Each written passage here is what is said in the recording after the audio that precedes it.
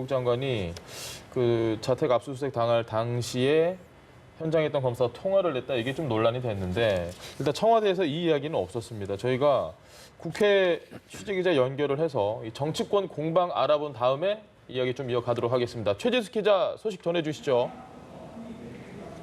네, 조국 법무부 장관의 검사 통화를 놓고 정치권의 공방이 이어지고 있는데요. 문재인 대통령이 검찰을 향해 검찰 개혁 목소리가 높아지는 현실을 성찰해야 한다는 메시지를 내놓으면서 여야 갈등이 더 격화하는 모습입니다. 민주당은 검찰이 개혁의 주체임을 명심해야 한다는 문 대통령의 언급을 검찰은 엄중히 새기고 입장을 표명해야 한다고 강조했습니다. 반면 야당은 반발했습니다. 한국당은 대변인 논평에서 검찰 겁박에 대통령까지 나섰다면서 집권 권력의 오만과 횡포가 도를 넘었다고 비판했습니다. 검찰은 국민의 목소리가 아닌 문 대통령의 목소리에 굴복해선 안 된다며 엄정한 수사를 촉구하기도 했습니다. 바른미래당도 대변인 논평을 통해 국민의 대통령이 아닌 조 장관의 대통령이냐고 반문하며 조국 시한폭탄을 내려놓고 대통령으로서의 일을 해달라고 촉구했습니다. 민주당은 정치검찰이 야당 의원들과 내통하고 있다고 목소리를 높이고 있습니다. 이해찬 대표는 해당 내용을 알려준 당사자를 색출해 처벌해야 한다며 격앙된 목소리로 비판했습니다.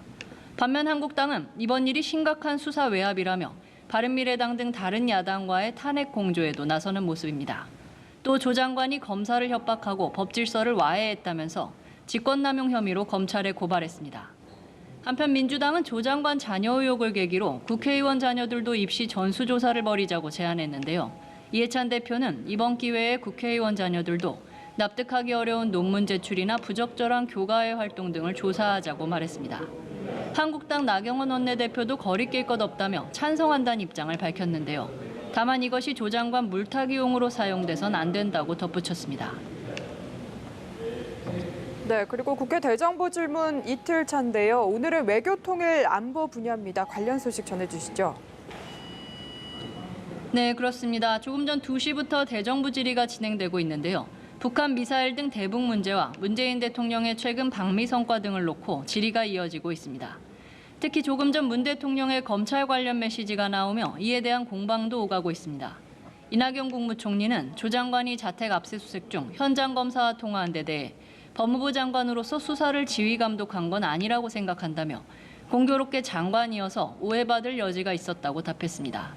또 오히려 검찰이 장관의 그러한 부탁을 문제 삼는 데 대해 스스로의 자세를 돌아봐야 한다고 비판하기도 했습니다. 이와 별개로 북한 미사일 대응을 위한 이른바 한국형 핵무장론에 대해선 정부는 어떤 종류의 핵 반입도 고려하지 않고 있다고 답했습니다. 오늘 질의에선 한일 관계와 한미일 동맹, 방위비 협상 등도 주요 의제로 다뤄질 것으로 보입니다. 지금까지 국회에서 전해드렸습니다.